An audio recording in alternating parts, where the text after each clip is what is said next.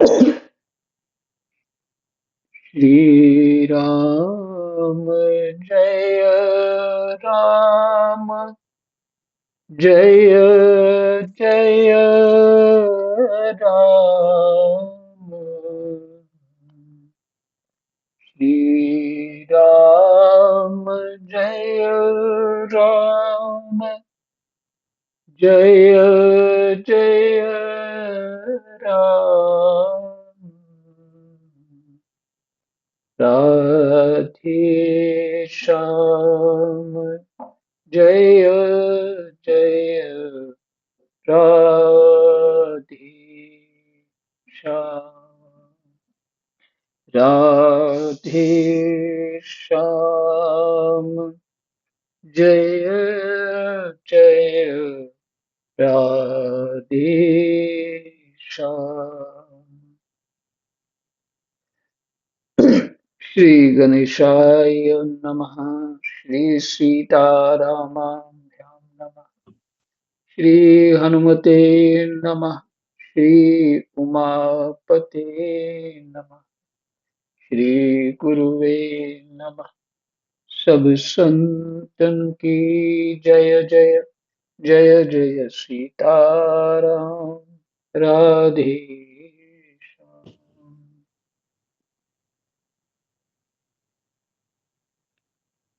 श्रीमद्भागवत महापुराण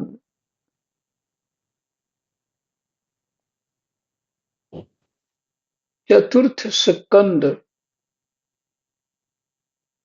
और पहला अध्याय।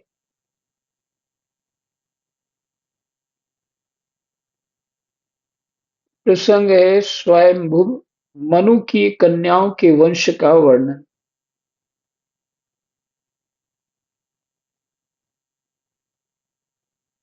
श्री मैत्रेय जी कहते हैं, विदुर जी, स्वयंभुव मनु के महारानी शतरूपा से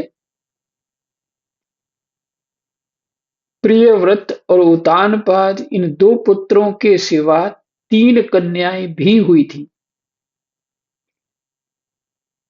वे आकुति, देवहूति और प्रसूति नाम से विख्यात थीं।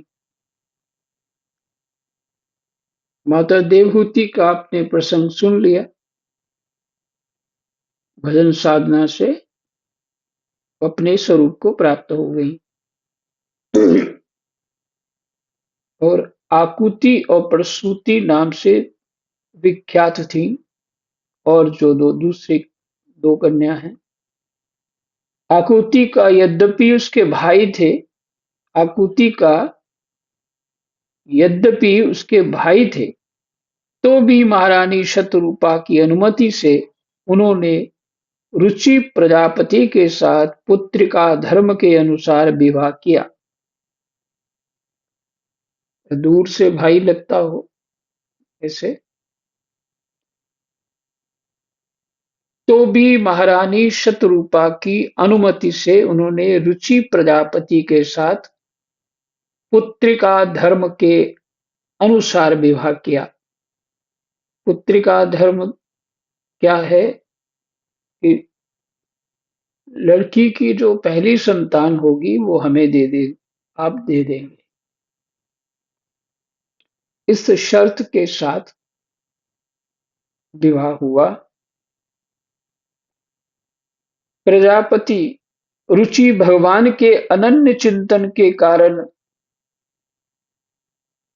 ब्रह्म तेज से संपन्न थे।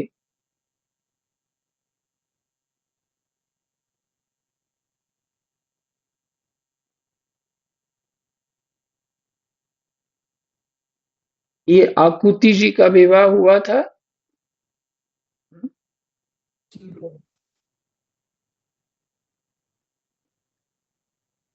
रुचि प्रजापति के साथ। तो जो संतान होगी वो पहली संतान जो है वो उनके पुत्री के पिता ले लेंगे।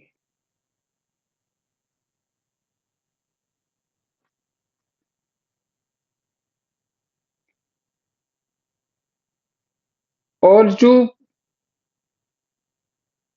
प्रजापति रुचि भगवान के अनन्य चिंतन के कारण, भगवान के अनन्य चिंतन के कारण, कोई और चिंतन करते ही नहीं थे प्रजापति रुचि, ब्रह्म तेज से संपन्न थे।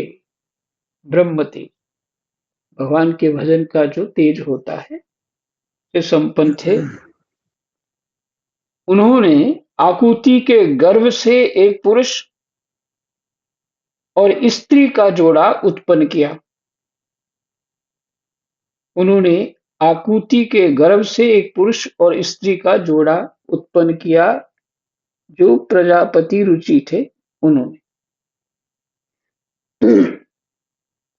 उनमें जो पुरुष था वह साक्षात यज्ञ स्वरूपधारी भगवान विष्णु थे, और जो स्त्री थी वह भगवान से कभी अलग न रहने वाली लक्ष्मी जी की अंश स्वरूपा दक्षिणा थी। वह भगवान से कभी अलग न रहने वाली लक्ष्मी जी की अंश स्वरूपा दक्षिणा थी। मनु जी अपनी पुत्री आकुति के उस परम तेजस्वी पुत्र को बड़ी प्रसन्नता से अपने घर ले आए। मनु जी उस पुत्र को, अर्थात विष्णु को, और दक्षिणा को रुचि प्रजापति ने अपने पास रखा। जब दक्षिणा विवाह के योग्य हुई तो उसने यज्ञ भगवान को ही पति रूप में प्राप्त करने की इच्छा की। तब भगवान यज्ञ पुरुष ने उससे विवाह किया। इससे दक्षिणा को बड़ा संतोष हुआ। भगवान ने प्रसन्न होकर उससे 12 पुत्र उत्पन्न किए।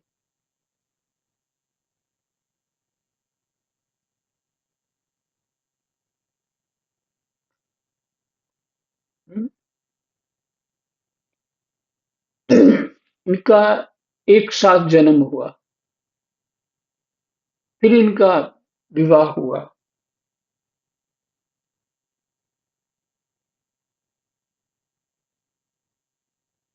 और फिर 12 पुत्र उत्पन्न किए। उनके नाम हैं तोष, प्रतोष, संतोष, भद्र, शांति, इरस्पति, इधम, कवि, विभु, स्वहन, सुदेव और रोचन। ये ही स्वयंभू मनवंतर में तुषित नाम के देवता हुए। ये स्वयंभू मनवंतर में तुषित नाम के देवता हुए, ये 12, जो ये विष्णु और दक्षिणा की जो संतान है।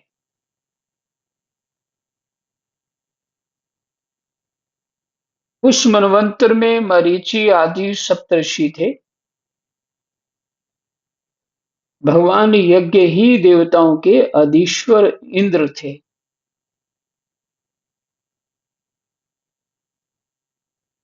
इस मनवंतर में कौन मनु होते हैं, कौन इंद्र होते हैं, कौन देवता होते हैं, कौन सप्तऋषि होते हैं, ये विस्तार है। और उसी का वर्णन चल रहा है। उस मनवंतर में मरीचि आदि सप्तऋषि थे।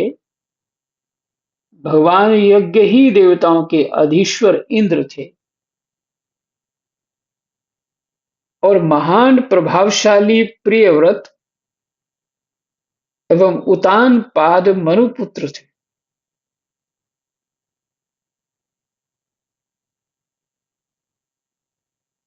महान प्रभावशाली प्रियव्रत एवं उतान पाद मनुपुत्र थे।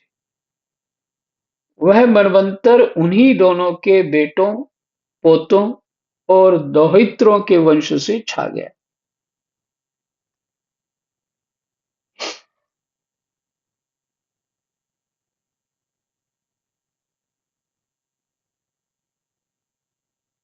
फिर से थोड़ा पढ़ना चाहूंगा। भगवान यज्ञ ही देवताओं के अधीश्वर इंद्र थे उस मनवंतर में। यज्ञ भगवान यज्ञ कौन है? ये विष्णु।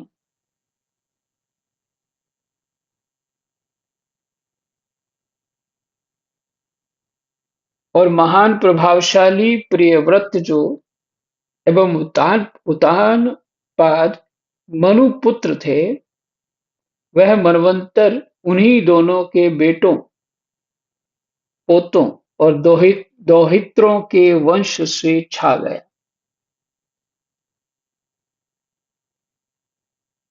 प्यारे विदुर जी, मनु जी ने अपनी दूसरी कन्या देवहूति करदम जी को ब्याही थी।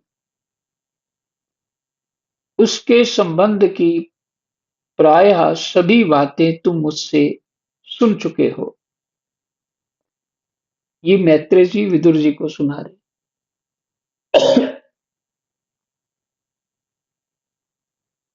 भगवान मनु ने अपनी तीसरी कन्या प्रसूति का विवाह ब्रह्मा जी के पुत्र दक्ष प्रजापति से किया था। उसकी विशाल वंश परंपरा तो सारी त्रिलोकी में फैली हुई है। फिर से भगवान मनु ने अपनी तीसरी कन्या प्रसूति, देवहूति का प्रसंग सुन चुके, आकुति का भी आपने अभी सुन लिया। अब प्रसूति, महाराज मनु की तीसरी पुत्री प्रसूति का विवाह ब्रह्मा जी के पुत्र दक्ष प्रजापति से किया था।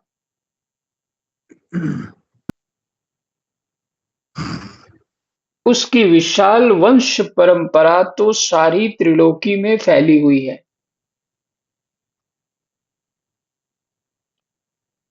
मैं करदम जी की 9 कन्याओं का, जो 9 ब्रह्म ऋषियों से ब्याही गई थी,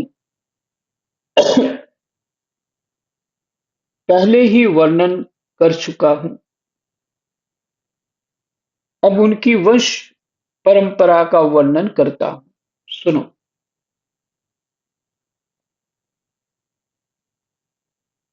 मरीचि ऋषि की पत्नी करदम जी की बेटी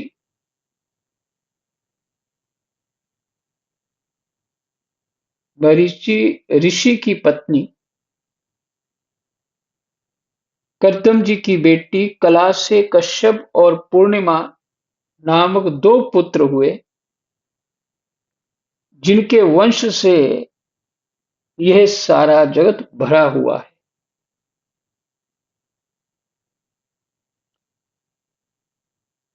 कला से कश्यप और पूर्णिमा नामक 2 पुत्र हुए। कश्यप गोत्र तो आप सब जानते हैं, बहुत विस्तार है उसका। जिनके वंश से सारा जगत भरा हुआ है।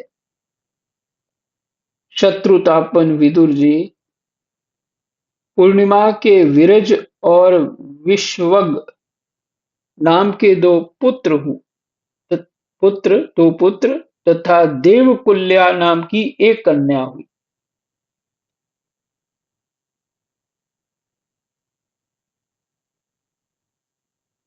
विरज और विश्वग, पूर्णिमा के विरज और विश्वग नाम के 2 पुत्र तथा देवकुल्या नाम की कन्या हुई। यही दूसरे जन्म में श्री हरि के चरणों के धोवन से देव नदी गंगा के रूप में प्रकट हुई। अत्रि की पत्नी अनसुईया से दत्तात्रेय, दुर्वासा और चंद्रमा नाम के 3 परम यशस्वी पुत्र हुए। ये क्रमशः भगवान विष्णु शंकर और ब्रह्मा के अंश से उत्पन्न हुए थे। विदुर जी।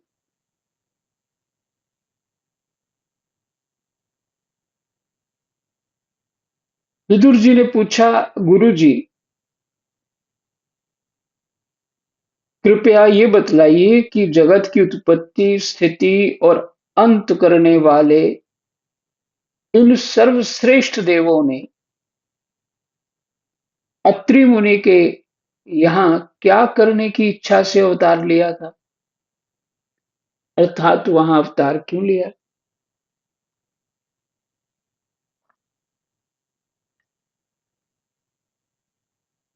श्री मैत्रेय जी ने कहा,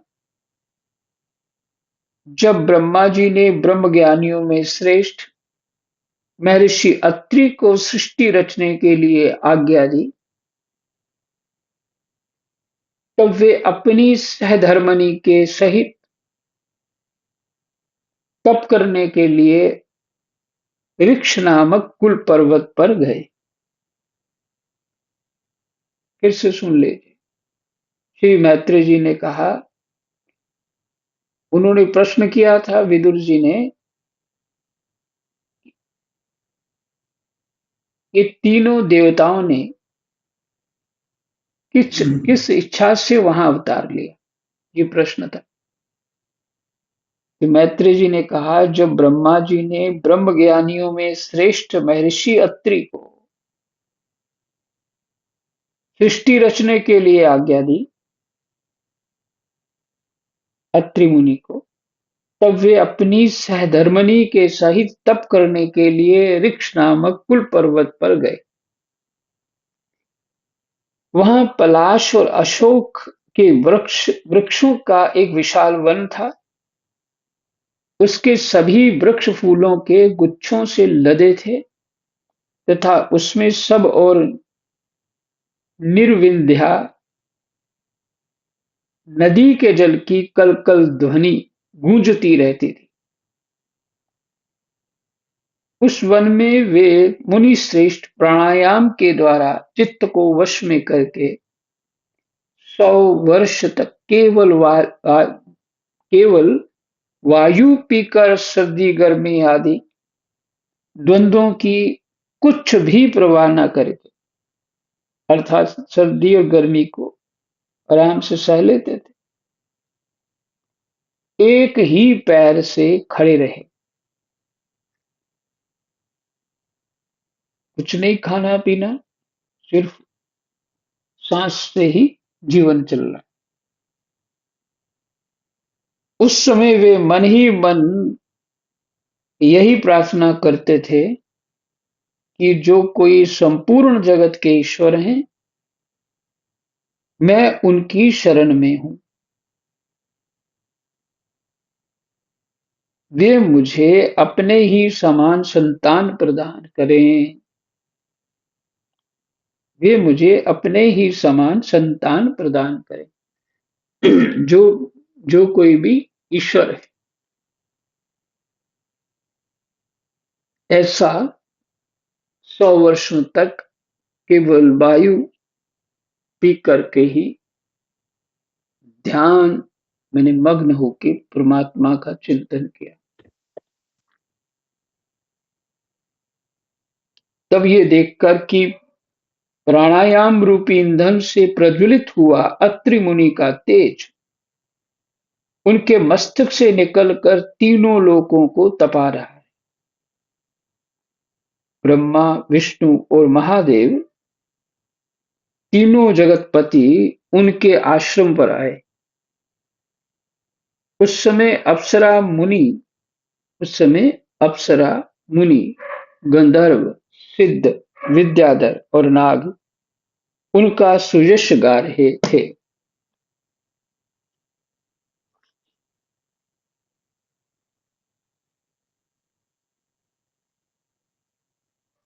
उन तीनों का एक ही साथ प्रादुर्भाव होने से अत्रि मुनि का अंतःकरण प्रकाशित हो उठा। उन्होंने एक पैर से खड़े-खड़े ही उन देव-देवों को देखा।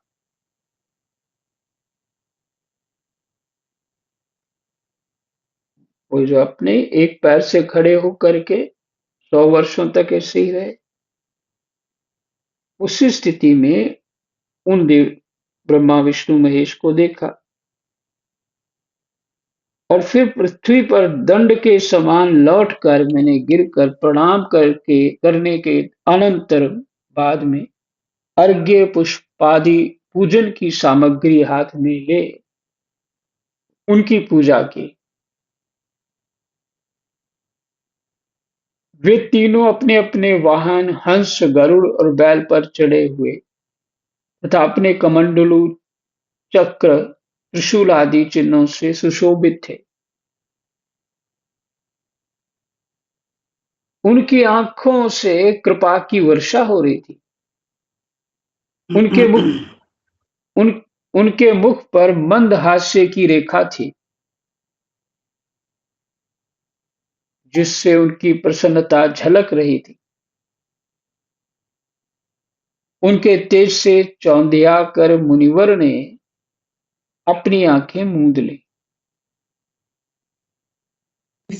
महाराज जी आप म्यूट हो गए। आ, और किसी का म्यूट नहीं था, सभी।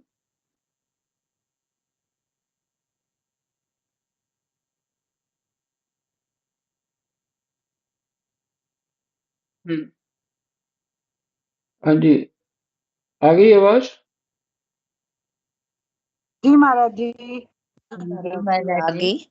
किसी का म्यूट नहीं है तो वो भी कर लें म्यूट। तो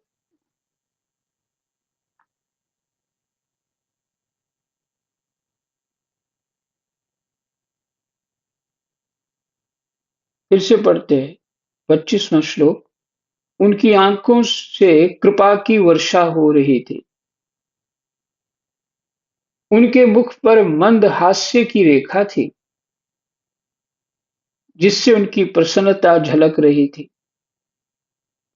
उनके तेज से चौंधियाकर मुनिवर ने अपनी आंखें मूंद ली। उन तीनों देवताओं को देखा तो उनका प्रकाश ऐसा था, आंखें बंद कर ली। वे चित्त को उन्हीं की ओर लगाकर हाथ जोड़ अति मधुर और सुंदर भावपूर्ण वचनों में लोक में सबसे बड़े उन तीनों देवों की स्तुति करने लगे।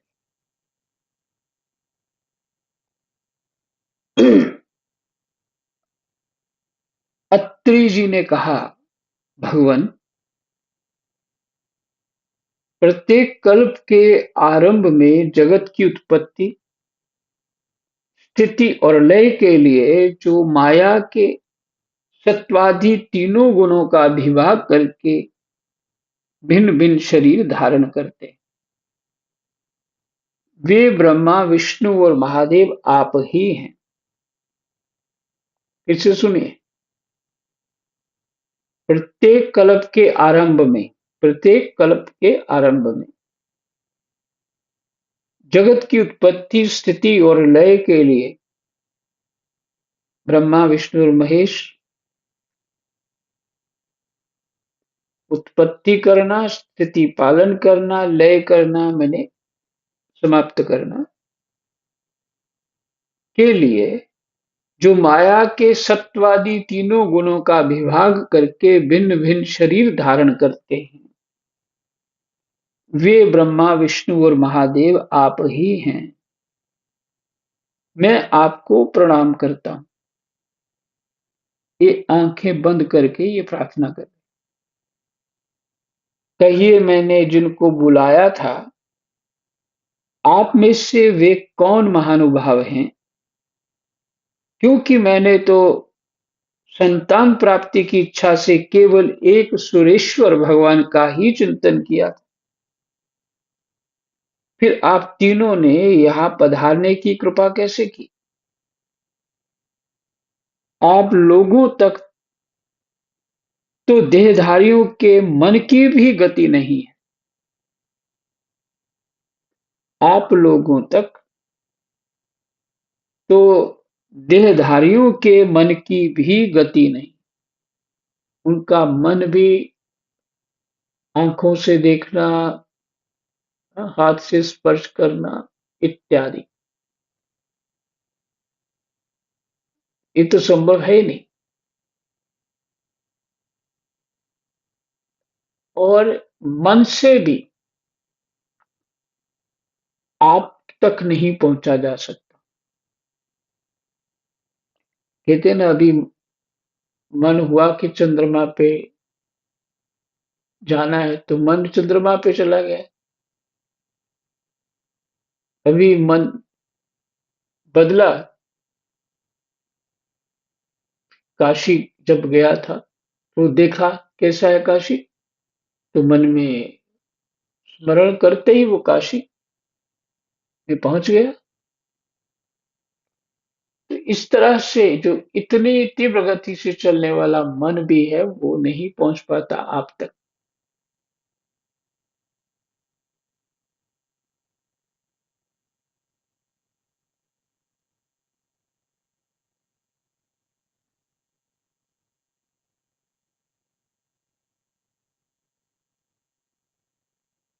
फिर कहते हैं, आप लोगों तक तो देहधारियों के मन की भी गति नहीं है, इसलिए मुझे बड़ा आश्चर्य हो रहा है। आप लोग कृपा करके मुझे इसका रहस्य बतलाइए। श्री मैत्रेय जी कहते हैं, समर्थ विदुर जी, अत्रि मुनि के वचन सुनकर वे तीनों देव हंसे और उनसे सुमधुर वाणी में कहने लगे। देवताओं ने कहा, ब्राह्मण, तुम सत्य संकल्प हो, अतः तुमने जैसा संकल्प किया था वही होना चाहिए। उससे विपरीत कैसे हो सकता है था? उससे विपरीत कैसे हो सकता था? तुम जिस जगदीश्वर का ध्यान करते थे वह हम तीनों ही हैं। प्रिय महर्षि, तुम्हारा कल्याण हो। तुम्हारे यहाँ हमारे ही अंश स्वरूप तीन जगत विख्यात पुत्र उत्पन्न होंगे और तुम्हारे सुंदर यश का विस्तार करेंगे। उन्हें इस प्रकार अभीष्ट वर देकर तथा पति पत्नी दोनों से भलीभांति पूजित होकर उनके देखते ही देखते वे तीनों सुरेश्वर अपने अपने लोकों को चले गए।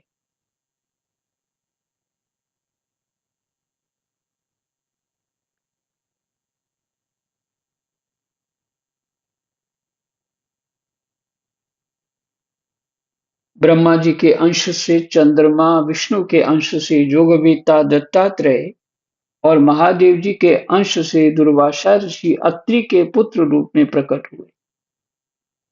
अब अंगिरा ऋषि की संतानों का वर्णन सुनो। अंगिरा की पत्नी श्रद्धा ने सिनिवाली, कुहू, राका और अनुमति, इन चार कन्या को जन्म दिया। इनके सिवा उनके साक्षात भगवान उत्तथ्य जी और ब्रह्मनिष्ठ बृहस्पति जी, ये दो पुत्र भी हुए, जो स्वारोचिष मनवंतर में विख्यात हुए। पुलस्त्य जी के उनकी पत्नी हविर्भू से महर्षि अगस्त्य और महातपस्वी विशर्वा, ये दो पुत्र हुए। इनमें अगस्त्य जी दूसरे जन्म में जठराग्नि हुए। विशर्वा मुनि के इडविड़ा के गर्भ से यक्षराज कुबेर का जन्म हुआ और उनकी दूसरी पत्नी केशनी से रावण, कुंभकर्ण एवं भीषण उत्पन्न हुए। विश्रवा मुनि के संतान है ये तीन। और पत्नी जो थी इडविडा, वो राक्षसी थी।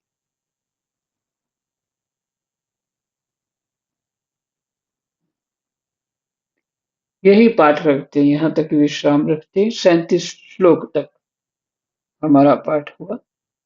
कृष्णाय वासुदेवाय हरये परमात्मने प्रणतः क्लेशनाशाय गोविन्दाय नमो नमः।